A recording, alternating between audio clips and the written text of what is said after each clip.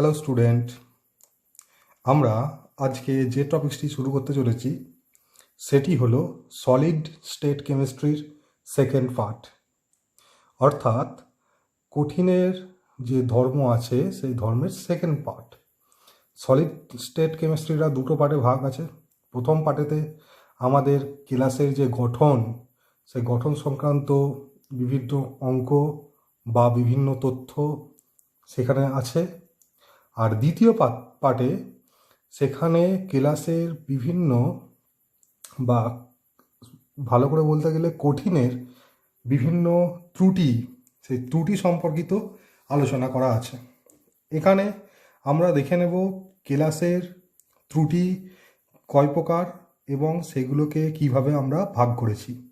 দেখো, ক্লাসের ত্রুটি ক্লাসের ত্রুটিকে মেনলি তিন ভাগে ভাগ করা হয়েছে। একটা কি বিন্দু ঘটিত ত্রুটি বা পয়েন্ট ডিফেক্ট, দ্বিতীয় হচ্ছে রেখা ঘটিত ত্রুটি বা লাইন ডিফেক্ট, তৃতীয় হচ্ছে তল ঘটিত ত্রুটি বা প্লেন ডিফেক্ট।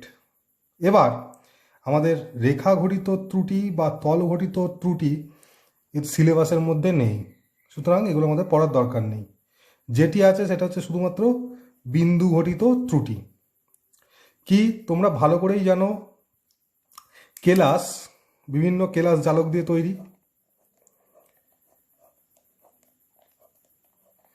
আমি এটাকেই ধরে নিচ্ছি, এটা যদিও একটা একক কোষ, কেলাস জালকের একটা অংশ। এইটা হচ্ছে একক কোষের এই যে পয়েন্টগুলো আছে, এই পয়েন্টগুলোতে আমাদের বিভিন্ন কঠিন সৃষ্টিকারী যে কণাগুলো, সেই কণাগুলো থাকে। এই কণাগুলোকে আমরা বিন্দু আকার ধরে নিই এগুলোকে। যদি এই কণাগুলো এদের এই নির্দিষ্ট পজিশনে না থেকে তার অন্য কোনো জায়গায় থাকে, অর্থাৎ এই জায়গায় না থাকে, একটু ভেতরের দিকে কিংবা একটু বাইরের দিকে থাকে, হ্যাঁ, এই ধরনের যদি ত্রুটি ঘটে তখন সেটাকে বলবো বিন্দু ঘটিত ত্রুটি। রেখা ঘটিত ত্রুটি কি, ধরো এই যে বিন্দুগুলো দেখা যাবে কি এরপরও একটা একক কোষ আছে, তাই তো, এরপরও আবার বিন্দু পাওয়া যাবে, অর্থাৎ একটা রেখা বরাবর বিন্দুগুলো আছে। বিন্দুগুলো যদি এরকম পরপর পরপর, কেলাসের ক্ষেত্রে বিন্দুগুলো যদি তার রেখার মধ্যে না থেকে তার যদি ডিসলোকেশন ঘটে, মানে এই রেখাটা যদি মেনটেন না হয়, তখন সেটাকে বলবো রেখা ঘটিত ত্রুটি। তল ঘটিত ত্রুটি কোনটা বলবো, ধরো এটা একটা প্লেন, এই প্লেনের মধ্যে দেখো এই চারটে বিন্দু আছে, এই প্লেনের মধ্যে না থেকে যদি এই প্লেন আউট অফ প্লেন হয়ে যায়, তখন সেই ধরনের ত্রুটিগুলোকে বলবো তল ঘটিত ত্রুটি। অর্থাৎ এই পুরো তলটাই যদি এই জায়গায় প্লেনটা হওয়ার কথা, একটা ধরো মানে পিওর ঘনকের ক্ষেত্রে একটা তল এই জায়গাতে হওয়া দরকার, অর্থাৎ এই ডিস্টেন্সটা, হ্যাঁ, এই ডিস্টেন্সের সঙ্গে সমান থাকা দরকার, কিন্তু দেখা গেল কি এই তলটাই এখানে না থেকে এদিকে সরে এলো, এটা হচ্ছে তল ঘটিত ত্রুটি হলো। এবার আমাদের এই দুটো দরকার নেই, আমাদের দরকার শুধু বিন্দু ঘটিত। তাই বিন্দু ঘটিত বা পয়েন্ট ডিফেক্টসের যে ভাগগুলো আছে সেগুলো আমি আগে তোমাদের কাছে একটু আলোচনা করে দিই। বিন্দু ঘটিত ত্রুটিকে প্রথমে তিনটে ভাগে ভাগ করা যাচ্ছে। একটা হচ্ছে স্টয়চিওমেট্রিক ত্রুটি, একটা নন স্টয়চিওমেট্রিক ত্রুটি, আর একটা কি অশুদ্ধিজনিত ত্রুটি। প্রথম আসি স্টয়চিওমেট্রিক ত্রুটি কাকে বলে। কোনো কেলাসে যে বিন্দু ঘটিত ত্রুটির ফলে উক্ত কেলাসের স্টয়চিওমেট্রি বা রাসায়নিক সংখ্যানুপাতের কোনো পরিবর্তন ঘটে না, তাকে স্টয়চিওমেট্রিক ত্রুটি বলে। অর্থাৎ আমি ধরে নিলাম আমার একটা যৌগ আছে Fe2O3, অর্থাৎ দুটো Fe থাকলে সেখানে তিনটে অক্সিজেন থাকবে, ঠিক আছে। অর্থাৎ আমি ধরে নিলাম তার একটা অণুতে যদি একটা যৌগে সেখানে যদি দুটো Fe থাকে তাহলে তিনটে অক্সিজেন থাকবে। অর্থাৎ এই দুটো Fe এবং তিনটে অক্সিজেন এই রেশিওটা মেনটেন করবে। সেটা কেলাসের মধ্যে থাকতে পারে বা আন্তঃস্থানিক পজিশনে থাকতে পারে কিংবা একটু সরে থাকতে পারে, কিন্তু Feর সংখ্যা, অক্সিজেনের সংখ্যার কোনো পরিবর্তন ঘটবে না। এরপরে চলে আসি নন স্টয়চিওমেট্রিক ত্রুটি, ঠিক আছে। এই এই এক্ষেত্রে কি কোনো আয়নীয় যৌগের কেলাসে যে বিন্দু ঘটিত ত্রুটির ফলে কেলাসের স্টয়চিওমেট্রিক পরিবর্তন ঘটে, অর্থাৎ কেলাস গঠনকারী ক্যাটায়ন ও অ্যানায়নের সংখ্যার অনুপাত যৌগটির রাসায়নিক সংকেত দ্বারা নির্দেশিত অনুপাত অপেক্ষা ভিন্নতর হয়, তাকে নন স্টয়চিওমেট্রিক ত্রুটি বলে। অর্থাৎ আমি যদি এখানে Fe2O3টা নিই, এখানে Fe2O3 যদি আমার কোনো যৌগ থাকে, সেখানে দেখা যাবে কি Fe2O3 থাকবে না, Feর পরিমাণ হয়তো একটু কম থাকবে, অক্সিজেনের পরিমাণ বেশি থাকবে। যদি নিই, বা যদি আমি সিম্পলি বলি FeO যৌগটা নিই, সরি Fe2O যদি নিই, দেখা যাবে কি আমার সেই ক্ষেত্রে এটা হচ্ছে আমার নর্মাল যৌগ, কিন্তু আমার সেই ক্ষেত্রে Fe 0.88O এটা হতে পারে, সরি Fe2O নয়, FeO যদি নিই তাহলে সেক্ষেত্রে আমার কি হতে পারে Fe 0.88O, অর্থাৎ 0.22, মানে Feর 0.22% এখান থেকে বেরিয়ে গেছে। বা Cu2S যদি যোগ হয়, সেখানে কপার থেকে কিছুটা কপার বেরিয়ে যাবে এবং সেটা দাঁড়াবে কি Cu 1.87, হ্যাঁ, এবং S, অর্থাৎ পারফেক্টলি 2 নেই, কিছুটা পরিমাণ বেরিয়ে গেছে। এই ধরনের যে ত্রুটিগুলো, এই ত্রুটিগুলো বলবো নন স্টয়চিওমেট্রিক ত্রুটি, অর্থাৎ Fe2O বা Fe2O3 এদের যে নর্মাল রেশিও, সেই নর্মাল রেশিওটা থাকে না। এই ধরনের যৌগগুলোকে বার্থেলেডীয় যৌগ বলা হয়। মনে রাখবে, এই ধরনের যৌগগুলোকে Fe 0.88O বা Cu 1.87S এই যৌগগুলোকে বার্থেলেডীয় যৌগ বলা হচ্ছে। আর নন স্টয়চিওমেট্রিক ত্রুটির মধ্যে দুভাগে ভাগ আছে। সেটা কি ধাতব আধিক্যজনিত ত্রুটি, অর্থাৎ ধাতু যদি বেশি পরিমাণে থাকে তখন সেটা ধাতব আধিক্যজনিত ত্রুটি হবে। আর কি ধাতব ঘাটতিজনিত ত্রুটি, অর্থাৎ সেখানে ধাতু কম পরিমাণে আছে, কিংবা আমরা বলতে পারি কি একটা অ্যানায়ন বেশি পরিমাণে আছে। ধাতব আধিক্যজনিত ত্রুটি দু কারণে হতে পারে। একটা হচ্ছে অ্যানায়ন শূন্যতার কারণে, অর্থাৎ যদি একটা একক কোষ থেকে একটা ক্যাটায়ন একটা অ্যানায়ন আছে, যদি এক অ্যানায়ন যদি বেরিয়ে যায় তাহলে অটোমেটিক্যালি আমার ধাতুর পরিমাণ বেড়ে যাচ্ছে। আবার কি আন্তঃস্থানিক ক্যাটায়নের উপস্থিতির জন্য আমার ক্যাটায়ন অ্যানায়নের নির্দিষ্ট রূপ আছে, কিন্তু আমার দেখা গেল কি একটা ক্যাটায়ন এসে আমার কেলাসের মধ্যে ঢুকে গেল, তখন সেই ক্ষেত্রে হবে সেটা আন্তঃস্থানিক ক্যাটায়ন উপস্থিতির জন্য ত্রুটি। ঠিক আছে। আর একটা কি আছে বিন্দুঘটিত ত্রুটির ভাগ অশুদ্ধিজনিত ত্রুটি। ঠিক আছে, অশুদ্ধিজনিত ত্রুটিটা কীরকম একটু দেখে নেব। অনেক সময় বিশুদ্ধ পদার্থের কেলাসে অশুদ্ধিরূপে কোনো বহিরাগত পদার্থ স্বল্প পরিমাণে উপস্থিত থাকলে উক্ত কেলাসের ত্রুটির সৃষ্টি হয়। কোনো বিশুদ্ধ কেলাসে বহিরাগত পদার্থের স্বল্প পরিমাণ উপস্থিতিতে যে ত্রুটির সৃষ্টি হয় তাকে অশুদ্ধিজনিত ত্রুটি বলা হবে। এবার এই যে বিভিন্ন ধরনের ত্রুটিগুলো কিভাবে হয় সেটা আমরা চিত্রের সাহায্যে দেখে নেব। আচ্ছা, একটা জিনিস আমরা আগে জেনে নিই, স্টয়চিওমেট্রিক ত্রুটিকে আমরা যে 4টে ভাগে ভাগ করেছিলাম, শূন্যতাজনিত ত্রুটি, আন্তঃস্থানিক ত্রুটি, স্কটকি ত্রুটি এবং ফ্রেঙ্কেল ত্রুটি।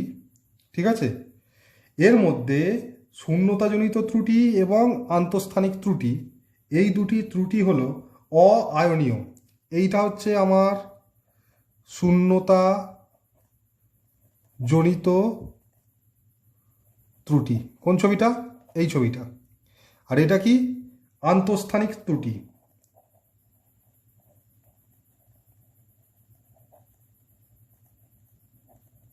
এবং এই যে যে ত্রুটি দুটো আমরা দেখতে পাচ্ছি, এই ত্রুটি দুটো কোন কেলাসের ক্ষেত্রে দেখা যাবে? যেগুলো অআয়নীয়।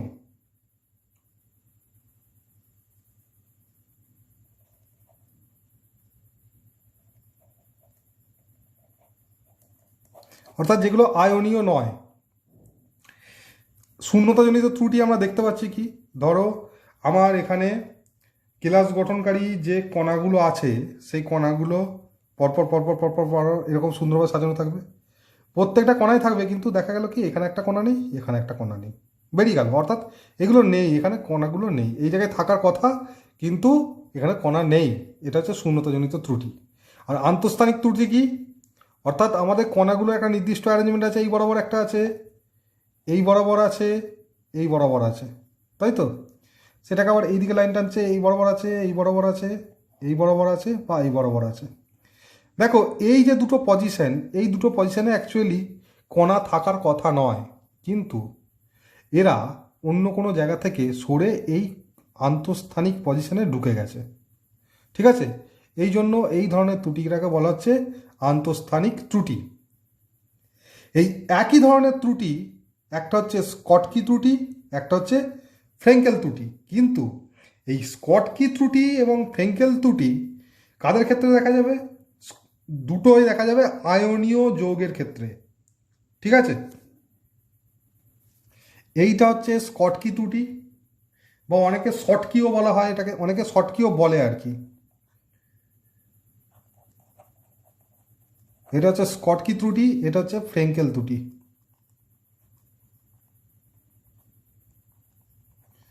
আচ্ছা, স্কটকিটা অনেকটা কীরকম, এই শূন্যতাজনিত ত্রুটির মতো একদম, যেটাই শূন্যতাজনিত ত্রুটি অআয়নীয় ক্ষেত্রে, আয়নীয় ক্ষেত্রে সেটা হচ্ছে স্কটকি ত্রুটি।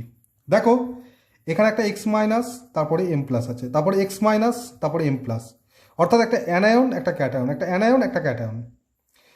এখানে যেহেতু একটা অ্যানায়ন আছে, তাহলে এখানে কি একটা ক্যাটায়ন, তারপরে কি একটা অ্যানায়ন, তাহলে এখানে কি থাকার কথা? একটা ক্যাটায়ন। এই যে এখানে ক্যাটায়ন অ্যানায়ন, তাহলে এখানে একটা কি ক্যাটায়ন থাকার কথা, কিন্তু এখানে ক্যাটায়নটি নেই। এখানে কি নেই? ক্যাটায়ন নেই, তাই তো? এবার দেখো এখানে এক্স মাইনাস আছে, আবার আবার দেখো এখানে যেহেতু এম প্লাস ছিল, এখানে এক্স মাইনাস আছে, এম প্লাস আছে, এক্স মাইনাস আছে, এম প্লাস আছে। আবার যদি এখানে থেকে নিই এক্স মাইনাস ছিল, এম প্লাস আছে, এখানে কে নেই? এক্স মাইনাস, অর্থাৎ এখানে অ্যানায়ন নেই, অ্যানায়ন নেই। এখানে আবার এম প্লাস আছে, এক্স মাইনাস আছে। তাহলে ভালো করে লক্ষ্য করলে দেখা যাবে কি, যদি মানে স্কটকি ত্রুটি এবং ফ্রেঙ্কেল ত্রুটি এগুলো যেহেতু আয়নীয় যৌগের ক্ষেত্রে হয়, এখানে চার্জ সবসময় একই থাকবে। অর্থাৎ যদি প্রসম যৌগ হয় তাহলে চার্জটাও প্রসম হবে, অর্থাৎ যদি একটা ক্যাটায়নও বেরিয়ে যায়, একটা অ্যানায়নও বেরিয়ে যাবে, ঠিক আছে? চার্জ সবসময় কি প্রসম হবে।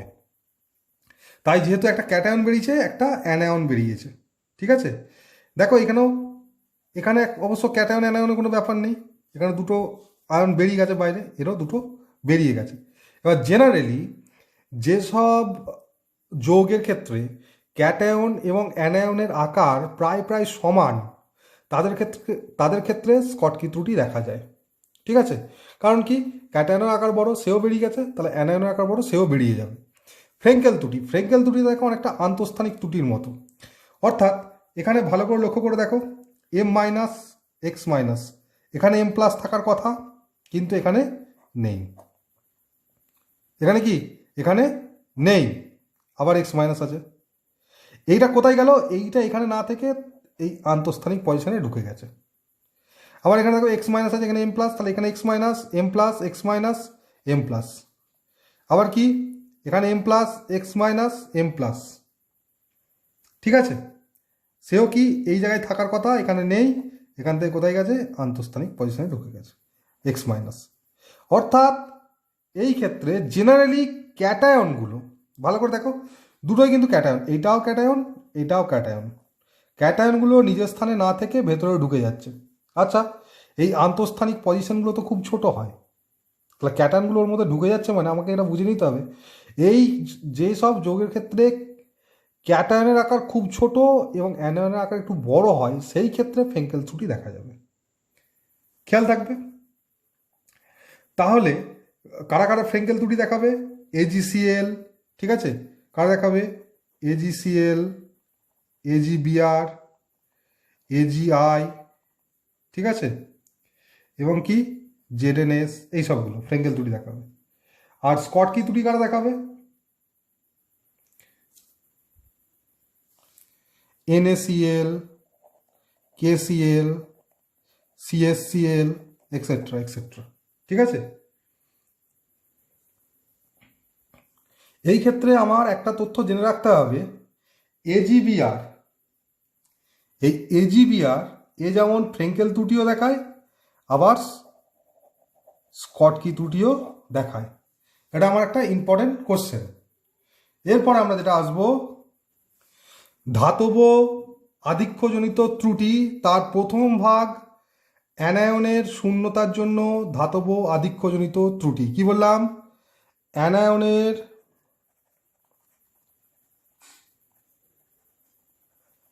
শূন্যতার জন্য ধাতব আধিক্য জনিত ত্রুটি। দেখো এখানে এক্স মাইনাস আছে, এম প্লাস আছে, X minus, M plus, X minus, এইভাবে আছে। এইখানে যখন যাচ্ছি এখানে আমার থাকার কথা এক্স মাইনাস, এখানে এক্স মাইনাসটা নেই, সেই এক্স মাইনাসটা বেরিয়ে গেছে। কিন্তু সে শুধু বেরিয়ে যায়নি, এটা যেহেতু আয়নীয় কেলাস, তাই আয়নীয় প্রসমতা বজায় রাখার জন্য একটা ইলেকট্রনকে কিন্তু এখানে ছেড়ে রেখে গেছে। অর্থাৎ একটা অ্যানায়নের এক্সট্রা কি ফিচার্স থাকে, তার মধ্যে একটা এক্সট্রা ইলেকট্রন থাকে। ইলেকট্রনটা থাকলে তবেই আয়নীয় প্রসমতাটা বজায় থাকবে।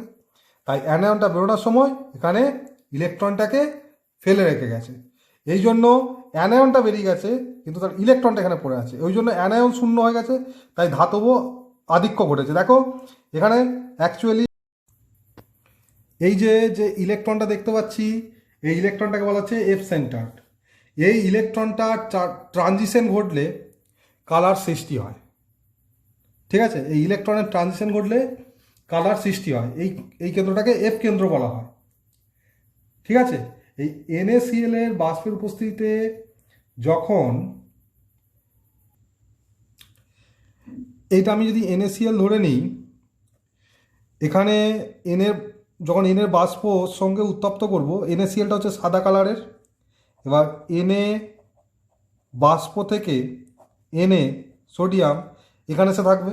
আর এখান থেকে যে অ্যানায়ন অর্থাৎ Cl মাইনাসটা, এটাকে আমি যদি Cl মাইনাস ধরি, সেটা কি এখানে বেরিয়ে এসে NaCl তৈরি করবে এবং বেরিয়ে আসার সময় ইলেকট্রনটাকে কি এখানে রেখে আসবে।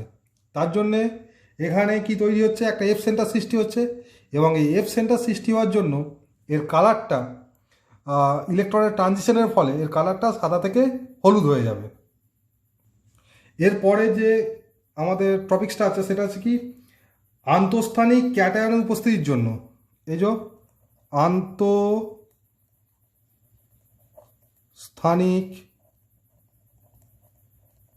ক্যাটায়নের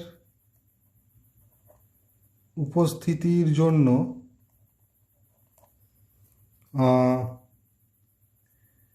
ধাতব আধিক্যজনিত ত্রুটি, ধাতব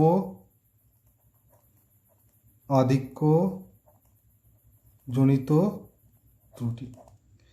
এবার কি এখানে হয় কি, এই যে যা কেলাসটা আছে সেই কেলাসটা থাকবে, বাইরে থেকে একটা মেটাল এসে যখন ঢুকে যাবে, ঠিক আছে, একটা সেরকম ওই নেগেটিভ চার্জযুক্ত কোনো তার সঙ্গে এই মেটালের সঙ্গে যে অ্যানায়নটা ছিল, সেই অ্যানায়নটা তার ইলেকট্রনটাকেও তড়িৎ প্রসমতা বজায় রাখার জন্য এর মধ্যে ঢুকে যাবে। তখন কি অ্যাকচুয়ালি আন্তঃস্থানিক পজিশনে ক্যাটায়ন উপস্থিত হয়ে যাচ্ছে, আন্তঃস্থানিক পজিশনে, এই জন্য ধাতুর পরিমাণ বেড়ে যাচ্ছে এবং তড়িৎ প্রসমতা বজায় রাখার জন্য এখানে একটা ইলেকট্রন প্রবেশ করে যাচ্ছে। ঠিক আছে? এইখানেও এই ধরনের ত্রুটির ফলেও যে আমাদের বর্ণের পরিবর্তন হতে পারে। কারণ কি, এখানে আমার ইলেকট্রন উপস্থিত থাকছে। এই ইলেকট্রন উপস্থিত থাকার কারণেও আমার বর্ণের পরিবর্তন হতে পারে। এখানে যে কোশ্চেনটা আছে সেই কোশ্চেনটা হলো, জেডেনওকে উত্তপ্ত করলে জেডেনওর বর্ণ সাদা থেকে হলুদ হয়ে যায় কেন? এবার আমার জেডেনওকে যখন উত্তপ্ত করা হবে তখন কি হয়ে যাবে, এটা কিছুটা Zn2 প্লাস তৈরি করবে, plus half O2 plus 2 electron. ঠিক আছে? অর্থাৎ জেডেনওকে যখন জেডেনওকে যখন উত্তপ্ত করা হবে তখন আমি কি পাবো, Zn2, অ্যাকচুয়ালি এটা আয়নীয় যৌগ, Zn2 plus plus O2 minus. এই O2 মাইনাসটা কী হবে, দুটো O2 মাইনাস যুক্ত হয়ে যাবে, যুক্ত হলে হাফ O2 তৈরি করে দিচ্ছে, দিয়ে প্লাস 2 ইলেকট্রন, দুটো ইলেকট্রন। অর্থাৎ এইটা আমি কি O2 মাইনাস থেকে যদি আমি দুটো ইলেকট্রন বার করে দিই, তাহলে কি পাবো, শুধুও পাবো। ঠিক আছে, অ্যাকচুয়ালি দুটো ইলেকট্রন নয়, এটা 4টে ইলেকট্রন হবে। যদি এটা আমি 2 করি তাহলে এখানে আমি 4টে ইলেকট্রন বার করে দিলে আমি এখানে কি পাবো, 4টে ইলেকট্রন বার করে দিলে আমি পাবো এখানে O2 পেয়ে যাব। ঠিক আছে, এখানে ওই ইলেকট্রন যেটা বেরোবে, সেই ইলেকট্রনটা কিন্তু যেমন জেডেনটা এই পজিশনে যখন ঢুকে যাবে, এই জেডেন 2+টা যদি এই পজিশনে ঢুকে যায়, ইলেকট্রনটা এই পজিশনে ঢুকে যাবে। এই ইলেকট্রন আধিক্যের কারণে এটা ট্রানজিশন করবে ইলেকট্রনের, তাই কালার শো করবে। কি হয়, জেডেনের ক্ষেত্রে জেডেনকে উত্তপ্ত করলে কিছু পরিমাণ O2 গ্যাস বেরিয়ে যাবে এবং জেডেনের বর্ণ সাদা থেকে হলুদ হয়ে যাবে। তার কারণ এই যে কেলাসে Zn2+ আয়নের গাঢ়ত্ব বেড়ে যাবে এবং তার ফলে কি হবে, এই অক্সিজেন যেটা বেরিয়ে যাচ্ছে সেই দুটো ইলেকট্রন এর মধ্যে ছেড়ে দিয়ে যাবে, সেই ইলেকট্রনের ট্রানজিশনের কারণে কালার শো করবে। এরপরে আসি পরের যে ত্রুটিটা, সেই ত্রুটিটা হলো ধাতব ঘাটতিজনিত ত্রুটি। ধাতব ঘাটতি জনিত ত্রুটি, অর্থাৎ এই যে পুরো সিস্টেমটা আছে সেই সিস্টেম থেকে একটা ধাতু, দেখো এখানে X- আছে, এখানে M+ থাকার কথা, এই ধাতুটা কিন্তু এখানে নেই। কিন্তু যেহেতু ধাতুটা নেই, ধাতুর চার্জ কি, একটা প্লাস, সে প্লাসটা নেই, সেই কারণে কি হয়, একটা অন্য মেটাল, এই যে অন্য মেটাল সেটা যা চার্জ থাকে সেই চার্জটা এক ঘর বাড়িয়ে নেয়। এখানে দেখো 2+ করে দিয়েছি, ধাতুর চার্জটা এখানে 2+, অর্থাৎ এখানে সবাই M+, ঠিক আছে, কিন্তু এক্ষেত্রে M2+। ঠিক আছে, এটা ধাতব ঘাটতিজনিত ত্রুটি। এছাড়াও আরেক ধরনের যে ত্রুটি আছে সেটা হচ্ছে অশুদ্ধিজনিত ত্রুটি।